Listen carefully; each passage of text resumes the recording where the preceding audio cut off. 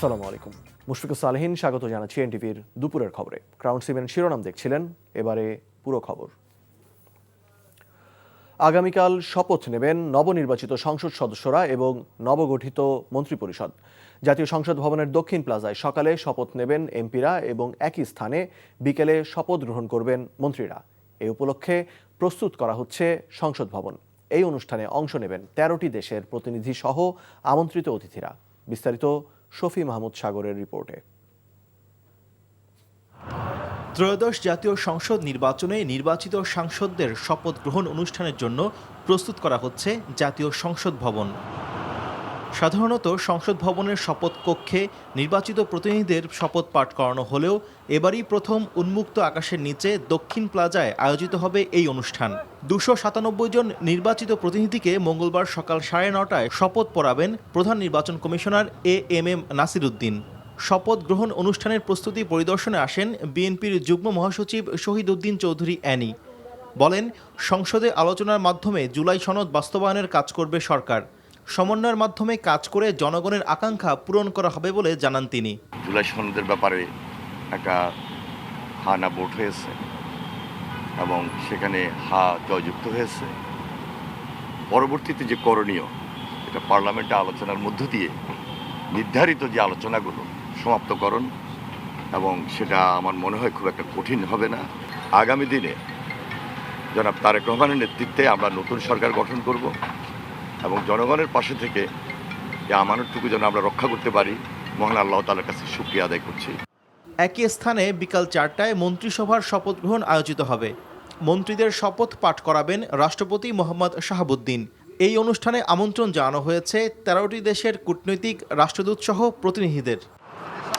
ইতোমধ্যে মন্ত্রী প্রতিমন্ত্রীদের জন্য ৩৭টি বাড়ি প্রস্তুত করা হয়েছে বলে জানান গৃহায়ন ও গণপূর্ত উপদেষ্টা আদিলুর রহমান খান। ৩৭টা বাড়ি রেডি করে রেখেছি।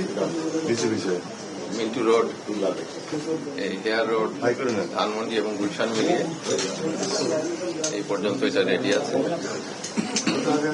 আর প্রয়োজনে আরো কয়েকটা বাড়িও তৈরি করার প্রস্তুতি চলছে। শফি মাহমুদ সাগর, এনটিভি নিউজ, ঢাকা।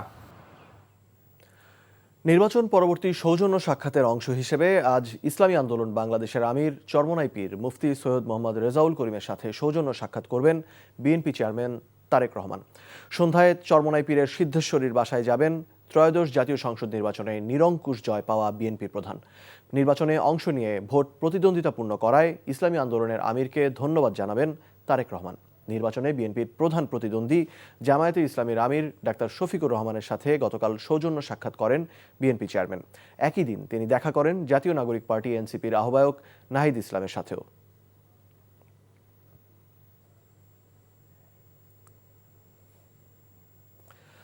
অন্তর্বর্তীকালীন সরকারের প্রধান উপদেষ্টা অধ্যাপক ডক্টর মোহাম্মদ ইউনূসের সঙ্গে সাক্ষাৎ করেছেন সেনাবাহিনী প্রধান জেনারেল ওয়াকারুজ্জামান। সকালে রাজধানীর তেজগাঁওয়ে প্রধান উপদেষ্টার কার্যালয়ে অনুষ্ঠিত এই সৌজন্য সাক্ষাতে তারা পারস্পরিক শুভেচ্ছা বিনিময় করেন এবং দায়িত্বকালীন বিভিন্ন বিষয়ে সংক্ষিপ্ত আলোচনা করেন। প্রধান উপদেষ্টা তার দায়িত্ব পালনকালে বিশেষ করে জাতীয় সংসদ নির্বাচনের সময় সেনাবাহিনীর সহযোগিতার জন্য সেনাপ্রধানকে আন্তরিক ধন্যবাদ জানান ও কৃতজ্ঞতা প্রকাশ করেন। সরকার প্রধান হিসেবে এটি ডক্টর ইউনূসের শেষ সাক্ষাৎ। নতুন সরকার শপথ নেয়ার আগের দিন মন্ত্রিপরিষদ সচিবের দায়িত্বে এলেন নাসিমুল গনি, যিনি এতদিন স্বরাষ্ট্র সচিবের দায়িত্ব পালন করছিলেন। রেওয়াজ অনুযায়ী মন্ত্রিপরিষদ সচিবই মন্ত্রিসভার সদস্যদের শপথ অনুষ্ঠান পরিচালনা করেন। আগামীকাল বিকেলে জাতীয় সংসদ ভবনের দক্ষিণ প্লাজায় বিএনপির নতুন সরকারের শপথ হবে। সোমবার নাসিমুল গনিকে মন্ত্রিপরিষদ সচিবের দায়িত্ব দিয়ে জনপ্রশাসন মন্ত্রণালয়ের এক প্রজ্ঞাপনে বলা হয়, এই আদেশ অবিলম্বে কার্যকর হবে। এর মধ্য দিয়ে প্রশাসনের অতি গুরুত্বপূর্ণ এই পদে একদিনের মাথায় আবারও পরিবর্তন এলো। নির্বাচনের 2 দিনের মাথায় শনিবার মন্ত্রিপরিষদ সচিবের দায়িত্বে থাকা শেখ আব্দুর রশিদের সঙ্গে চুক্তি বাতিল করে অন্তর্বর্তী সরকার। সেদিন এক প্রজ্ঞাপনে বলা হয়েছে, 2024 সালের 8 অক্টোবর মন্ত্রিপরিষদ সচিব পদে চুক্তিতে নিয়োগ পাওয়া শেখ আব্দুর রশিদের নিয়োগের অবশিষ্ট মেয়াদ তার আবেদনের প্রেক্ষিতে বাতিল করা হলো। ওই দিনই আরেক প্রজ্ঞাপনে প্রধান উপদেষ্টার মুখ্য সচিব এম সিরাজউদ্দিন মিয়াকে মন্ত্রিপরিষদ সচিবের অতিরিক্ত দায়িত্ব দেওয়া হয়। একদিন পরই সেখানে নাসিমুল গনিকে আনা হলো। জাতীয় নাগরিক পার্টি এনসিপি জুলাই সনদে স্বাক্ষর করবে আজ। রাষ্ট্রীয় অতিথি ভবন যমুনায় তারা সনদে স্বাক্ষর করবে। সকালে দলটির পক্ষ থেকে পাঠানো এক খুদে বার্তায় এ তথ্য জানানো হয়।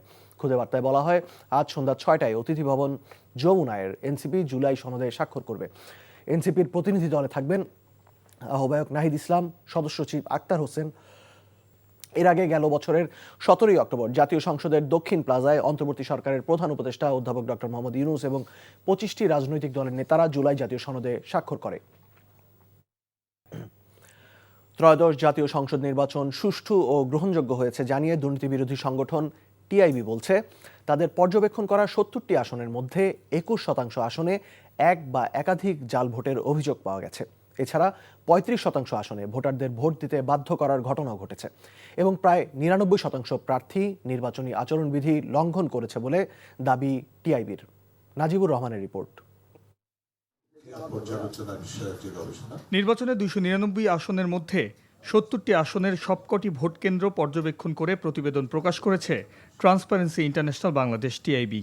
তারা বলছে 70টির মধ্যে 46% আসনে ভোটারদের হুমকি দেয়া হয়েছে, 35% আসনে তাদের বাধ্য করা সহ 21% আসনে এক বা একাধিক জাল ভোটের তথ্য মিলেছে। 70টি আসনের মধ্যে 21% আসনের ক্ষেত্রে এক বা একাধিক জাল ভোট হয়েছে। তার অর্থ এই নয় যে এই 70টি আসনে 21% জাল ভোট পড়েছে বা জাতীয়ভাবে 21% জাল ভোট পড়েছে, সেটি কিন্তু কোনো অবস্থায় আমরা বলছি না। ন্যূনতম যখন বলছি তখন একাধিক হতে পারে, দুটো হতে পারে, কিন্তু সেটা পুরোটাই জাল ভোট হয়ে গেছে 21%, এটা হিসাব করে 21% জাল ভোট হয়েছে সেটা বলা কিন্তু অত্যন্ত বিভ্রান্তিকর। আমরা সেই কথাটা বলছি না, প্লিজ। এছাড়াও প্রার্থীদের প্রায় সবাই আচরণবিধি লঙ্ঘন করেছে বলে তথ্য প্রকাশ করেছে সংস্থাটি। তারা বলছে, ভোটার প্রতি যে ব্যয়সীমা তা অতিক্রম করেছে প্রায় সকল দলের প্রার্থীরা। বিএনপি, জামায়াতের প্রার্থী সহ স্বতন্ত্র প্রার্থীরাও ব্যয়সীমা ছাড়িয়েছে কয়েকশো গুণ। নির্বাচন ঘিরে সংঘর্ষ হয়েছে উল্লেখযোগ্য হারে, বলছে টিআইবি। নির্বাচনী সহিংসতা হয়েছে, আপনারা সেটা দেখেছেন। বিশেষ করে নির্বাচন পূর্বকালে কর্তৃত্ববাদী যে কর্তৃত্ববাদী সরকার বা শক্তি তাদের ঘোষিত নির্বাচন বিরোধী অবস্থান এবং তৎপরতার ফলে আমরা বেশ কিছু অস্থিতিশীলতা দেখেছি।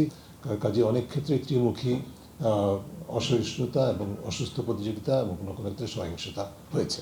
এবার উল্লেখযোগ্যভাবে বেড়েছে উচ্চশিক্ষিত সংসদ সদস্যের সংখ্যা। পাশাপাশি শতকরা 60% এমপি ব্যবসায়ী, বলছে TIB. Najibur Rahman, NTV news, Dhaka. এই ছিল দুপুরের খবরে। এই খবরের ভিডিও সহ আপডেট জানতে ভিজিট করুন এনটিভি অনলাইন www.ntvbd.com।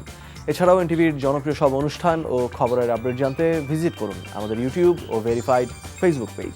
5টায় দেশের খবর দেখার আমন্ত্রণ রইল। ধন্যবাদ সবাইকে।